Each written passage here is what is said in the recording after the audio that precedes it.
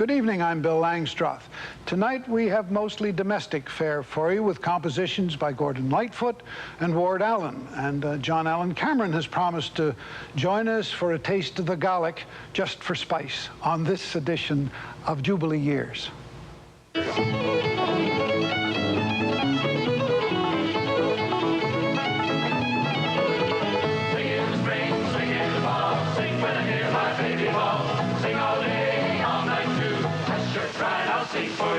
Got my dancing boots on, got my Sunday best, going to the barn dance tonight. Now go see Doe and Fallon and swing 'em off their feet, dancing to the Islanders tonight. Here we go again. Just say the word, sonny boy.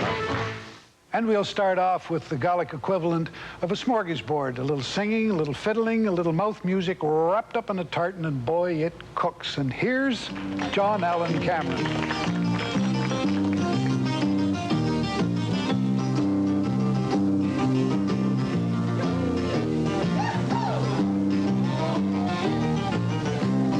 Fed on my vote, I made a mode, fed on my vote, a mode, I made a fed on my vote, I made a mode, I cook, I made a mari. I fed on my vote, I made a mode, fed on my vote, a mode, I made a fed on my vote, I made a mode, I cook, I made a mari.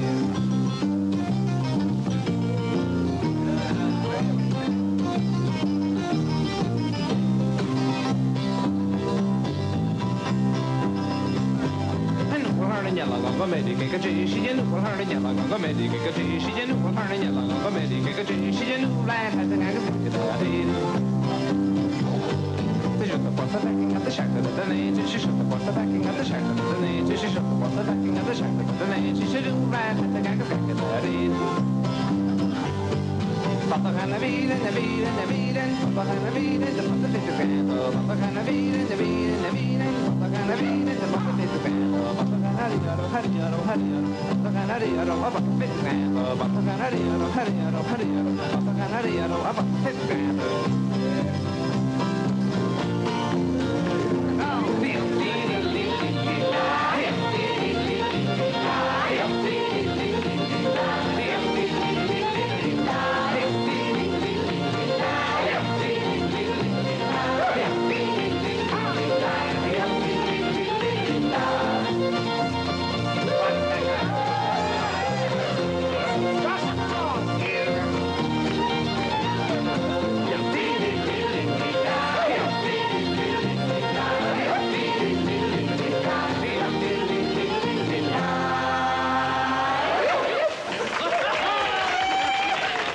And we'll be back with some outstanding Canadian-made goods in just 1 minute. Well, I went in town for one last round and I gambled my ticket away. Now the big steel rail will carry me home to the one I love. Now the Book to Dancers bring us one of their trademark routines as they step out and sit out to one of Ward Allan's classics, Maple Sugar.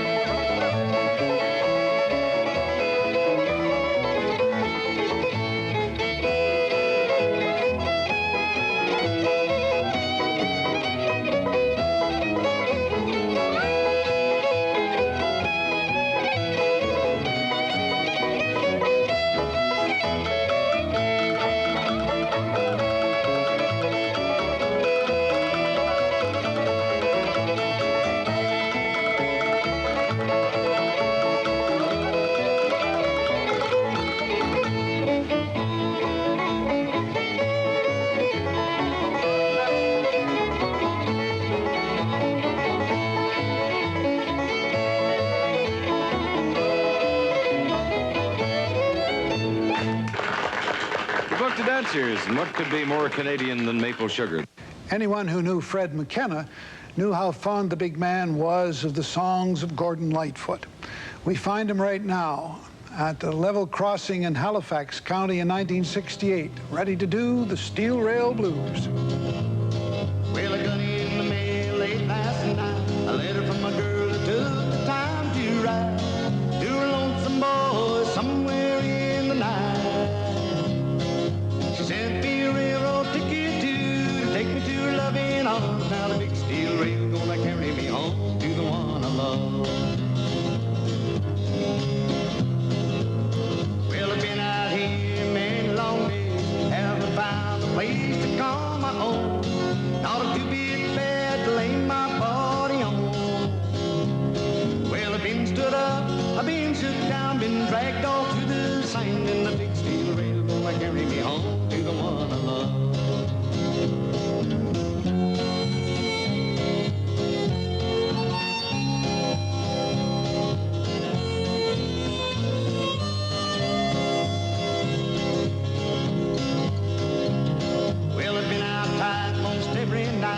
Walking along the streets of this old town, not a friend around to tell my troubles to. Well, my good old car, she done broke down, 'cause I drove it into the ground. Now the big steel rail gonna carry me home to the one I love. Well, here I am with my hat in my hand, standing on the broad highway. Will you give a ride to a lonesome boy who missed the train last night? Well, I went in town for one last round and I gambled my ticket away. Now the big steel rail will carry me home to the one I love.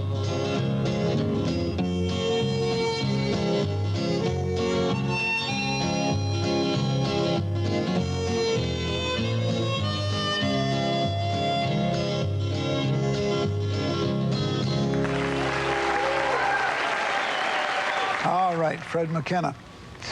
You remember a CBC program called Pick the Stars? Dick McDougall was the host of that program, and he is the inspiration for a King Ganem composition that Don Messer and the Islanders are going to play for you right now. And it's called Dick McDougall's Reel.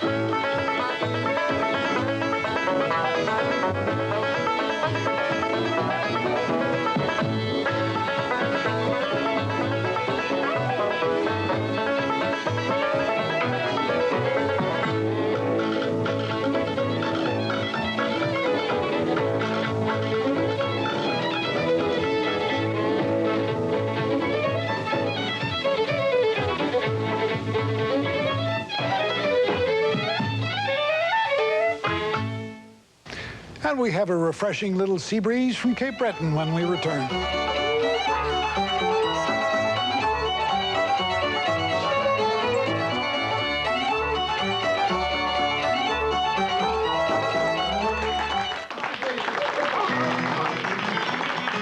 This is Sing Along Jubilee, and here's John Allan Cameron.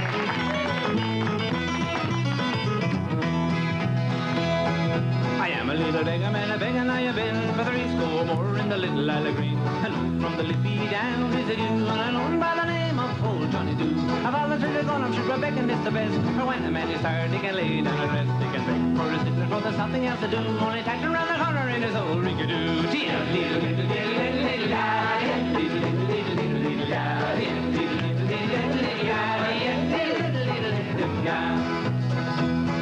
I met a little sexy haired girl one day. Come on, little sexy haired girl, I just say. Come on, little beggar man, and how do you do with your accent, your tax? tie, and a nice fat lady I will fetch by and by. Buy her pair of goggles and I'll color them blue, and an old-fashioned lady I'll make of you.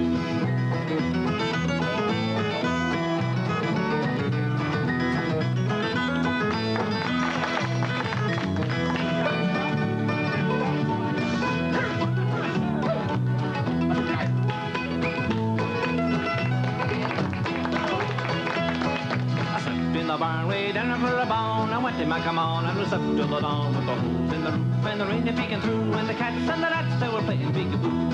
Who did I waken but the woman of the house with her white spotted apron and a candy coat blouse, and she began to frighten when I said boo, and don't be afraid cause it's on Johnny Doo.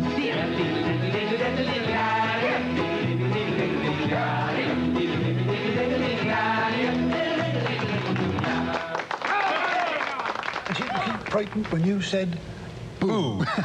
You got it. My friend, longtime associate, John Allan Cameron. Nice to have you aboard for this one. Nice to be here, Bill. Thank you very much. You're more than welcome, sir. John, you started with the Messer Show, didn't you? Yes, I did. As far as Yeah. national television, you started before that. That's so, everything was live, really live. If you broke a string off your 12 string, Sorry. you were 1 down, 11 to go type of thing. Oh, dear. It was Well, your the- life's been full of that kind of thing. Yes, it has. And your life's been full of playing tunes on the 12-string, fiddle tunes on the 12 Fiddle tunes on the, and the pipe tunes on the 12-string guitar. and pipe tunes. Yeah. We'll talk about that whole Cape Breton side in a Okay. little while. I'd like to, but I'd like to ask you about what kind of reception you got after the Messer Show and Well, what that did for well, first of all, Bill, I will never forget going into the Messer Show, which was national. I think it was equivalent to the Ed Sullivan Show in the United States. I mean, this was the most popular show, and here I'm a guest in this. Hearing about it for years and then being an actual participant, and I'll never forget Marg Osborne and Charlie and Johnny Forrest, I don't know, Johnny, and Charlie Chamberlain and Don himself, all of those people came over, they shook my hand, they made me feel at home. And I took that for the rest of my life. If I ever did television, the guests that I have, I want to make them as welcome as the Messer crew. Well, made they me. were truly guests. They were tremendous. sense. Yeah, they made you feel good. Said, don't worry about a thing, John Allan. Just perform and just do your thing, and the cameras will catch you. And we did catch you. Yeah. We caught you good. Right, some good. Absolutely. We caught you in kilts, we caught you in trousers, and we caught you every other way you could be caught. And we caught you at one point playing a wonderful tune. Now, I've heard it lately, but I didn't know the name of it. Do you remember the first tune you played? Do you remember that? Was it McNeil of Ugadale? It probably was. And then a Gaelic song that the Rankin family just recorded called Yes. Batachana Viring. That sounds like a good way for us to continue. I think so. All right, sir.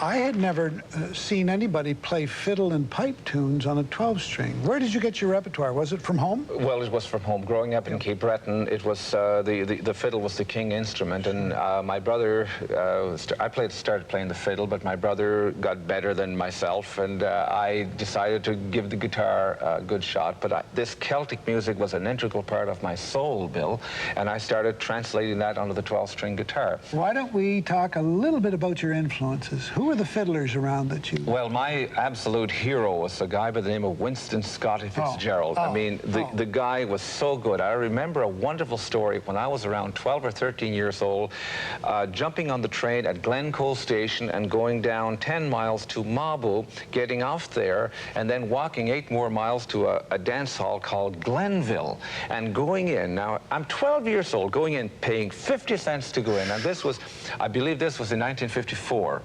And paying 50 cents to go in to hear my hero, Winston Scotty Fitzgerald, playing the fiddle. Beattie Wallace was playing the piano, and my first influence as a guitar player, S. Wood Davidson on the guitar. And I sat down and watched those people from 9 o'clock until 1 o'clock in the morning, not realizing how in the name of God I was going to get home. So here I am 35 miles away from home, Billy. Who cares? And I'm standing at the side of the road at 20 after 1, and Winston comes out and he says, "Young man, I saw you were watching us," and I told him my uncle was Danar. He said, "You're Danar's nephew?" Danar MacDonald, a great writer of Celtic fiddle to Cape Breton fiddle tunes. And he said, "Jump in the car." He said, "Where do you live?" I said, "Glencoe Station." He said, "We'll drop you off near there." So we got up when we got past Mabu, halfway between Port Hood and Mabu. Then he said, "Let's take the shortcut over to Judique and we'll drop the young man off at his home." He dropped me right at my home, and I felt like $1,000,000. I'll bet you in did. Contemporary terms, it would be like any guy spending time with Wayne Gretzky or David Winfield or their big Gordie Howe, their big heroes. And that was a thing I'll never forget. Enough story, let's get on with some music. Okay. Okay, John Allan's music. Now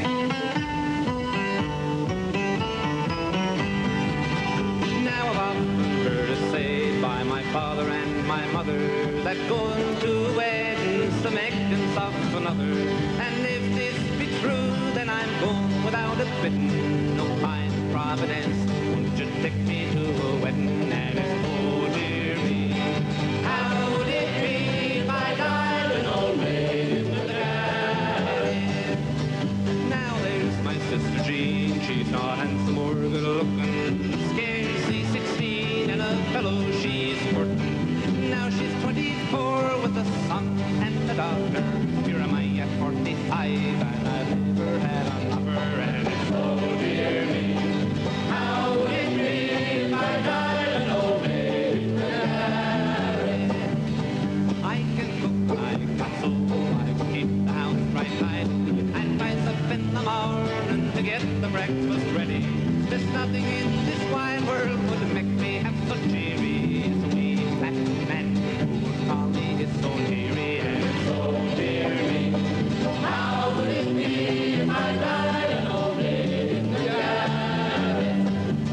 Oh, come tinker or come tailor, come soldier or come sailor, come any man at all, what would take me from my father? Come rich man, come poor man, come fool or come witty, come any man at all who would take me out of pity. And it's, oh dear me, how would it be if I died an old maid in the garden? Now I know I'm home, oh, there's nobody heeding, oh, nobody's heeding to poor Annie's grieving. I'll away home to my own bitty garret. If I can't get a man, then I'll have to get a parrot. And it's, oh dear me, how would it be if I died an old maid in the garden?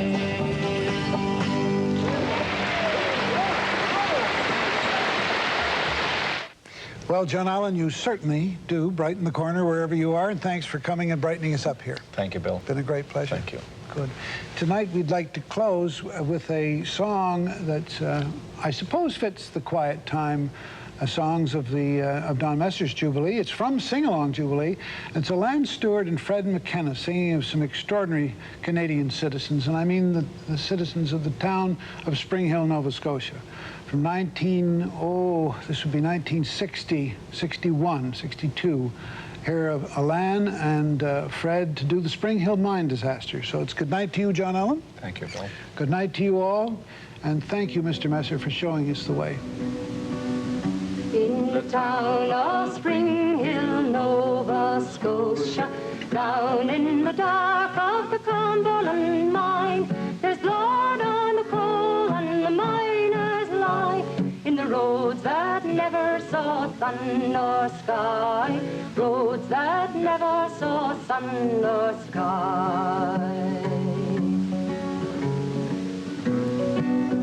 In the town of Spring Hill you don't sleep easy, often the earth will tremble and roar. When the earth is restless, miners die. Bone and blood is the price of coal. Bone and blood is the price of coal.